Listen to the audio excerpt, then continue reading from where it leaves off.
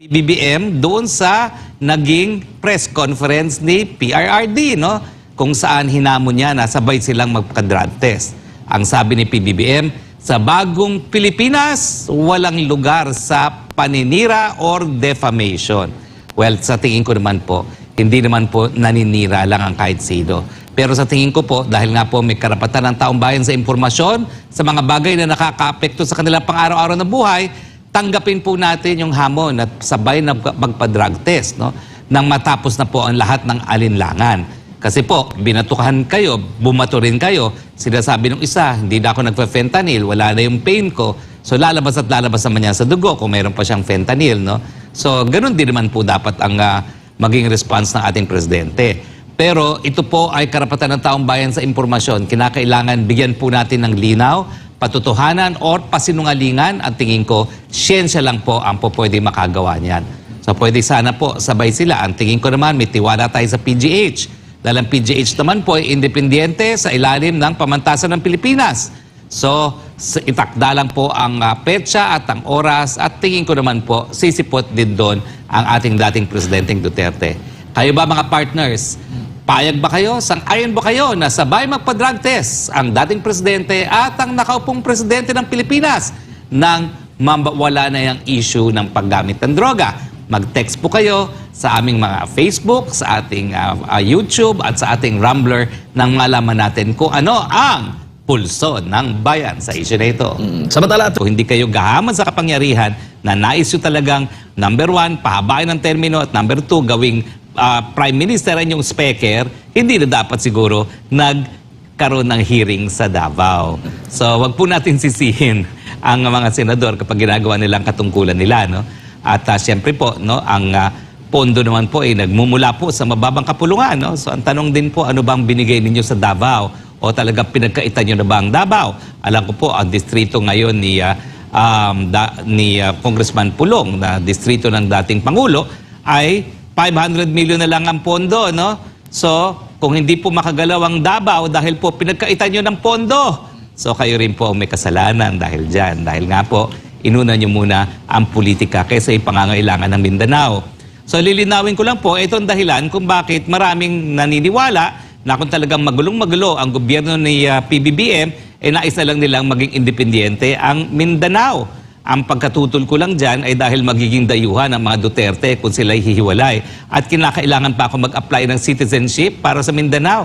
Itong dalawang partners ko, mga taga Mindanao, so automatic, natural-born Mindanao citizens kayo, no? Paano naman kami? Kailangan ba kaming magpa-apply pa for citizenship? Dahil talagang, totoo naman po, itong naging pronouncement ni Pangulong Duterte, ito'y bunga sa kapalpakan ng gobyerno ngayon sa Luzon at sa Visayas. Ang sabi niya, kung baga, if you cannot get your acts together, baka mag-independyente na lang kami dahil meron naman kaming sapat na resources para makatayo sa aming dalawang paa.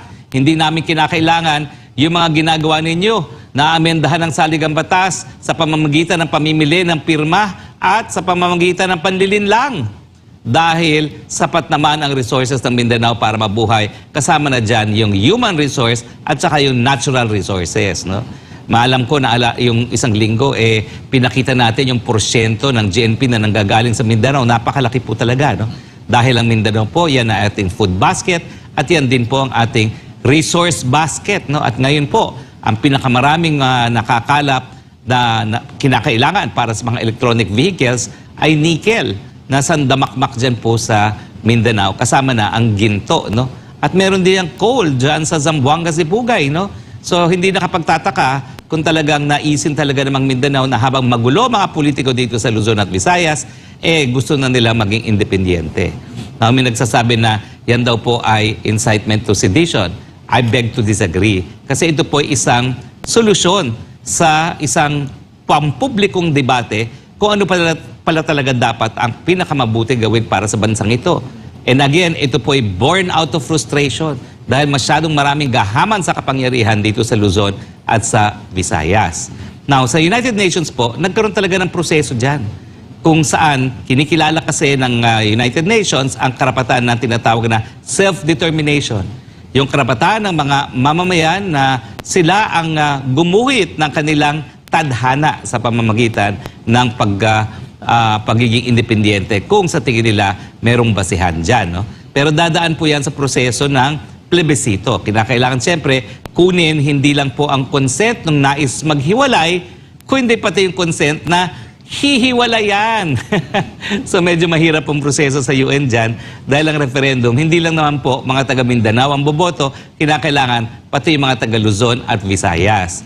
Pero ang paulit-ulit na sinasabi nga po ni dating Pangulong Duterte, yan ay dahil hindi mo nga maintindihan kung anong politika sa Pilipinas. O sinasabi na baka hindi tamang pag-iisip sa paggagawa ng mga desisyon dahil may impluensya ng pinagbabawal na gamot. And yet, hindi naman po dinideny, sinasabi lang ng paninira, sinasabi lang I will not dignify. Ay bakit pala sinasabing paninira yan if you will not dignify? Mas mabuti pa talaga gamitin ang siyensya na para mapasingalingan. Wala po akong pinapanigan dyan, ha? Wala akong alam kung talagang gumagamit ng pinagbabawal na droga ang presidente. I'm giving him the benefit of the doubt dahil umakit ako sa kanyang entablado nung huling eleksyon.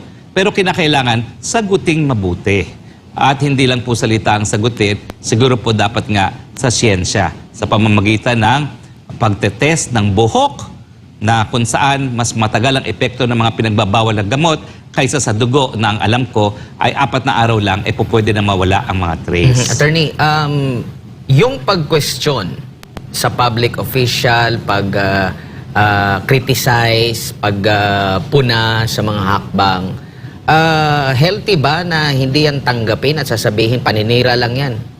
Hindi. Dahil yan nga po yung importansya ng kalayaan ng malayang pananalita. Ang pinoprotektahan natin, hindi yung mga popular na mga salita, kundi yung mga hindi popular na salita. Dahil minsan, itong mga hindi popular na salita, yan ang solusyon sa ating mga problema. E malay nyo, baka ngayon ang maging solusyon natin. Bakit? E kapag talagang nawala sa ating Mindanao, nawala sa atin yung resource basket natin, e baka magtino na ang ating mga leaders dito sa Luzon at sa Visayas. Pero ako nga po, kung talagang hihiwalay yung Mindanao, mag-a-apply ako ng citizenship sa Mindanao. Dahil sasabihin ko, adopted Dabawenyo naman ako eh. O, di ba? So, wag niyong pagkait sa akin ng citizenship ng Mindanao. At doon ako titira doon sa parang Baguio ng Davao. Ano bang lugar yon? Yung meron ding maliit na tahanan doon si dating Presidente Rodrigo Roa Duterte. Yung parang may zigzag din, na malamig din ang temperatura. Doon ako titira sa Republic of Mindanao. Eh kayo, nakapili din ba kayang tirahan doon? Pero ako, dito na ako sa Davao Region talaga titira. Ang tanong ng ating mga kababayan, attorney, meron pa bang pag-asa na magkabate o magkasundo ang dalawang leader, PBBM at FPRRD? May reconciliation pa ba daw? Well, kung gugustuhin.